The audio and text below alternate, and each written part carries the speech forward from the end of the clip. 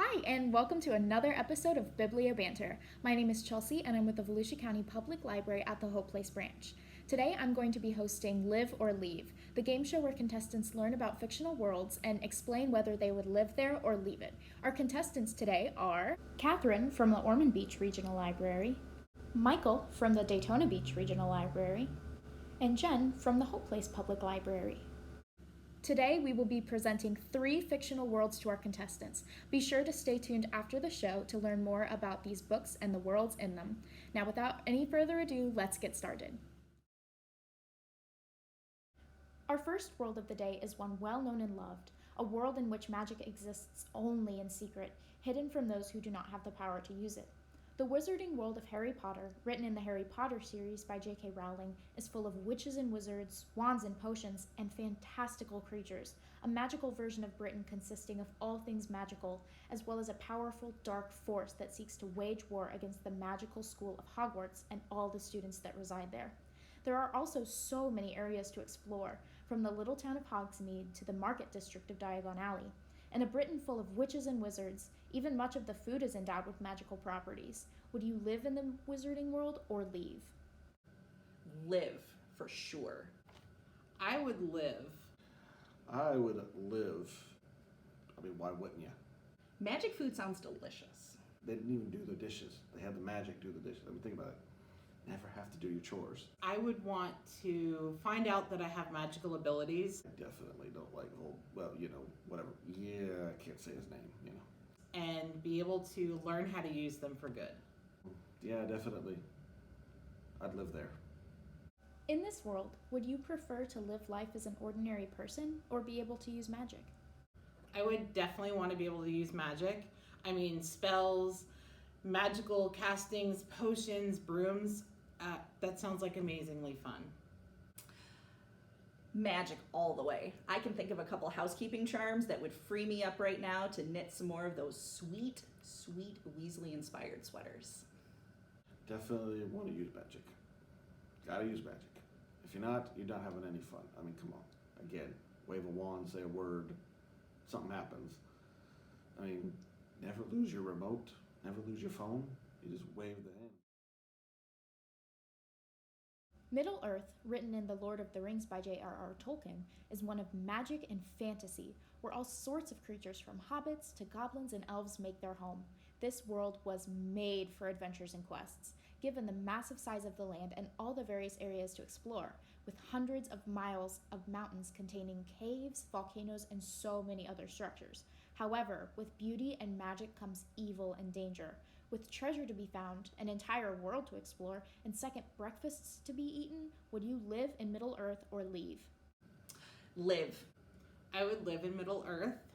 I would live in Middle-earth. I'd probably be pretty choosy about where I lived. I mean, Because I would want to explore and search for treasure. I'm very much into the idea of second breakfast. how the hobbits lived was pretty nice, but might be too a little small. I'm kind of a bigger person.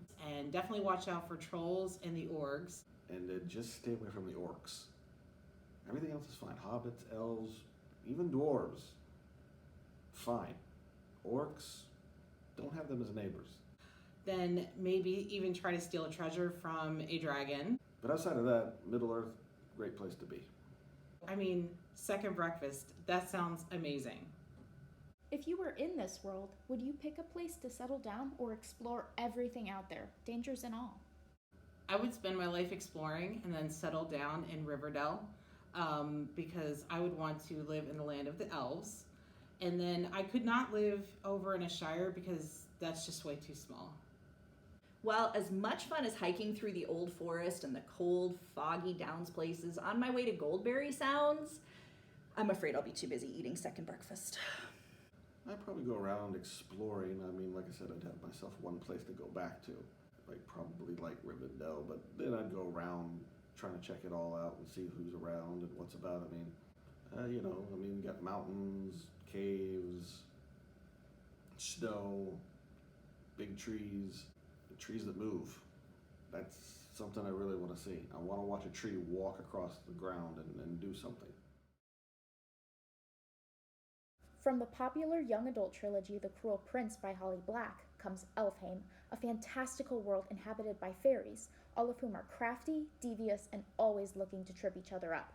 Elfhame itself is ruled by the Greenbrier family, and can only be ruled by the Greenbrier family, a line of royalty that is always hosting wild and out-of-control parties and festivals for their land, as well as all the other fairy clans. In Elfhame, both fairies and humans alike never age. Forever young, death can only happen if it is brought on by an external force, and one of the Greenbrier brothers sees fit to steal the throne this way, from his own father.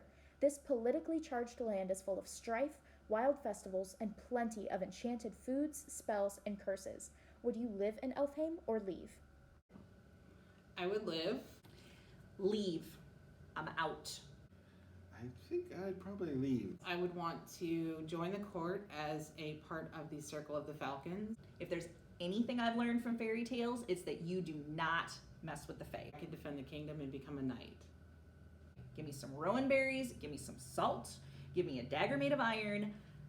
I'll be over here turning my clothes inside out. The only way you can die is for some. Yeah, that's not a good thing. I don't know if I like the idea of. Oh yeah, you can live here and you're immortal, but if somebody decides to, If you lived in Elfhame, would you be involved in fae politics or stay out of it as much as possible?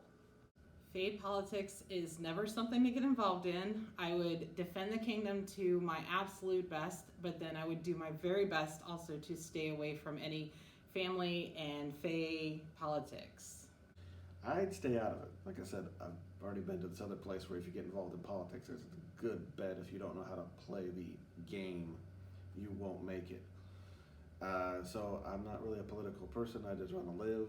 So this place sounds like, a little too much going on with everybody wanting to do something for somebody. And been there, done that, and glad I survived that experience. Definitely stay out of fae politics as much as puka-ly possible.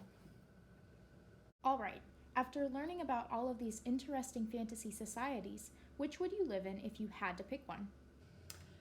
Definitely Harry Potter land. That would be my first choice. I think it's the one where I'd be least likely to die and most likely to knit cool sweaters. I guess I'm gonna go with Middle Earth. Just know it pretty well and like all the landscape, and like I said, have a nice place to stay, lots of places to go and to see. Most part interesting creatures and beings. Again, no orcs. No. Outside of that, wouldn't be too bad of a place to live. I would live in Elfhame so that I could become a knight and work with the other knights to defend the kingdom of the fae. Well, that about wraps up this episode. Thank you all for joining me here today, and thank you to our lovely contestants. Feel free to comment below which world you would live in, and don't forget to subscribe to our YouTube channel at Volusia Teens Read. We'll see you in the next episode of Biblio Banter.